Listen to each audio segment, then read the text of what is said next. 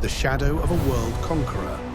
Genghis Khan, the great Khan of the Mongols, remains one of the most transformative figures in human history. Under his leadership, the Mongol Empire became the largest contiguous empire ever known, stretching from the Pacific Ocean to Eastern Europe.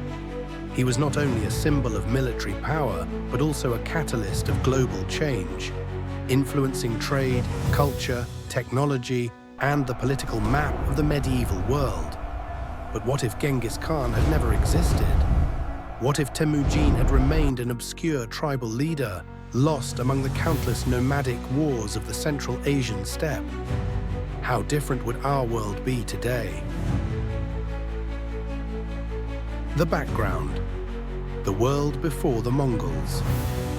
Before the rise of Genghis Khan, Mongolia was a fractured land, filled with rival tribes constantly fighting for dominance.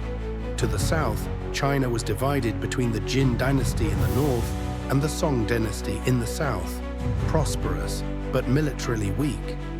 Further west, the Islamic world was fragmented. The Khwarezmian Empire in Central Asia, the Abbasid Caliphate in Baghdad, and many smaller kingdoms across the Middle East.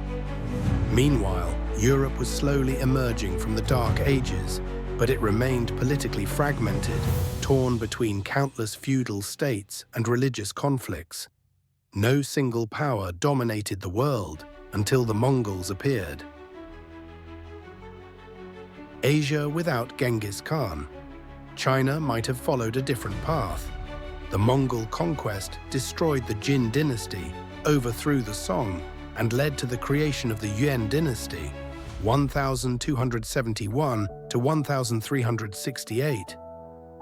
Under Mongol rule, China was connected to the rest of the Eurasian continent more than ever before.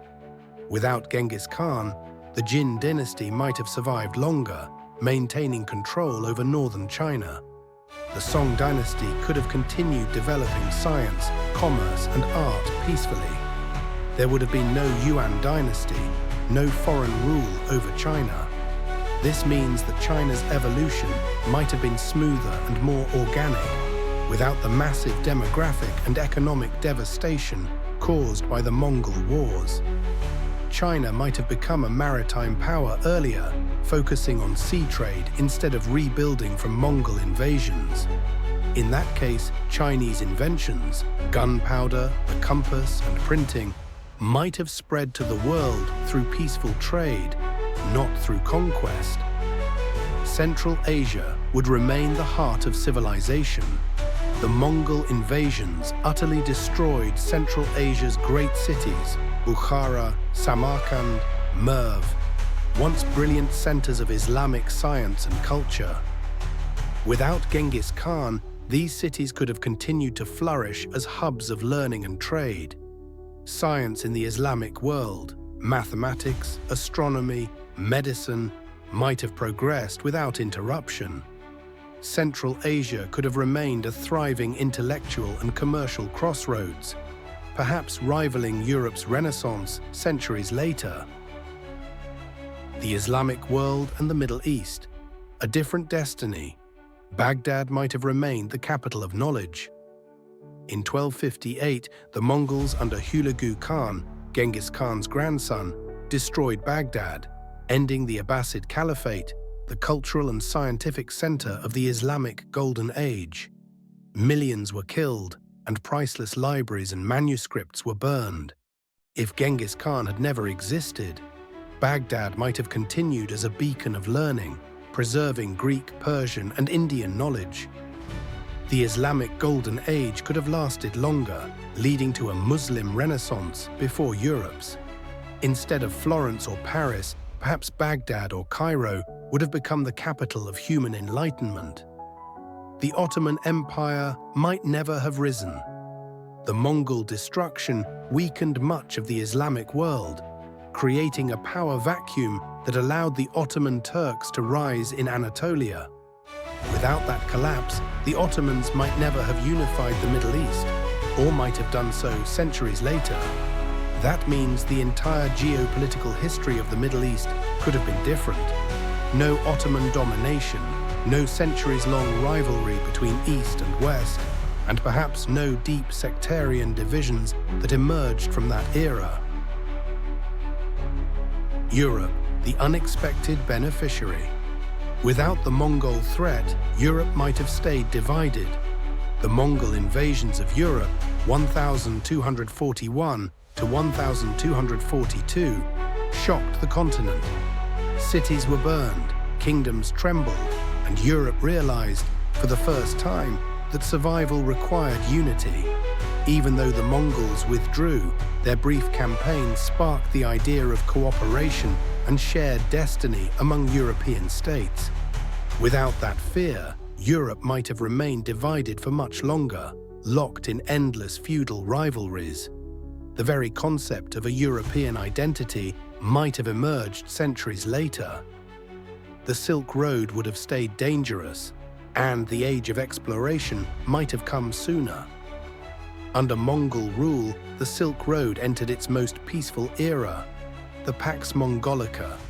Merchants could travel safely from Venice to Beijing, enabling unprecedented cultural exchange.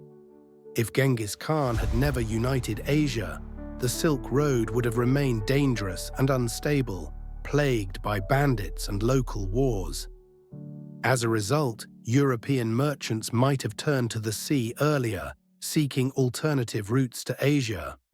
That means the age of exploration, the voyages of Columbus, Magellan and Vasco da Gama, might have started 2 centuries earlier, perhaps in the 13th century instead of the 15th.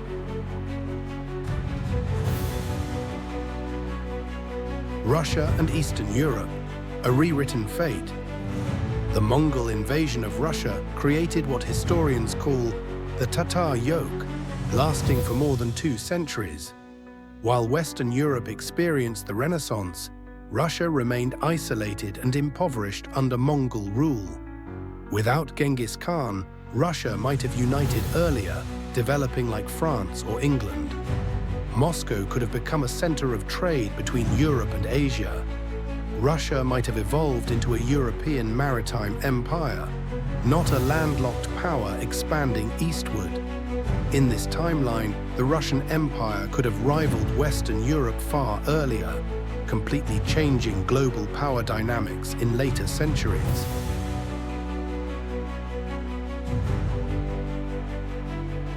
Culture, technology, and globalization. Without the Mongols' slower cultural exchange. Despite their brutality, the Mongols connected the East and West in ways never seen before. The Arabs learned papermaking from the Chinese. Europeans discovered gunpowder, printing, and the compass. Italian merchants like Marco Polo reached the heart of Asia. Without Genghis Khan, these flows of knowledge and technology would have been delayed for centuries. The world might have remained regionally isolated, each civilization advancing on its own timeline.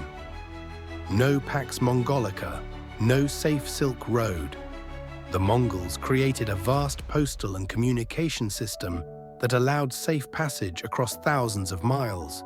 Merchants, diplomats, and scholars could travel from the Mediterranean to China under one imperial law.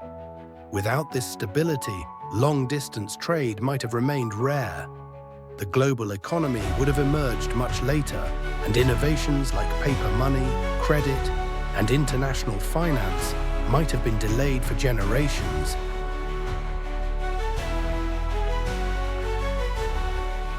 The evolution of warfare. The lost revolution in military strategy. Genghis Khan revolutionized warfare. He combined light and heavy cavalry for maximum mobility. He used psychological warfare, intelligence, and speed as strategic tools. His communication network functioned like an ancient internet of information. Without him, these tactics might not have been discovered or perfected so early. Europe might have continued fighting slow, static medieval wars, delaying the modernization of armies for centuries. The concept of rapid mobility, logistics, and information warfare, the foundation of modern military doctrine, might have arrived far later. the global balance of power, a world without the Mongols. If we piece together all these changes, we can imagine a completely different world. China, a peaceful economic and maritime powerhouse, not a conquered empire. Central Asia and the Islamic world, still the heart of global science and culture. Europe, less unified, but possibly exploring the oceans earlier. Russia, a Western-style kingdom and naval power instead of an isolated empire. The world, less violent, more gradual in change, but perhaps also slower in progress. The Mongols were both destroyers and connectors, erasing old civilizations while forging the first truly global system. Conclusion: the paradox of Genghis Khan. If Genghis Khan had never existed, the world might have been more peaceful, but also less connected.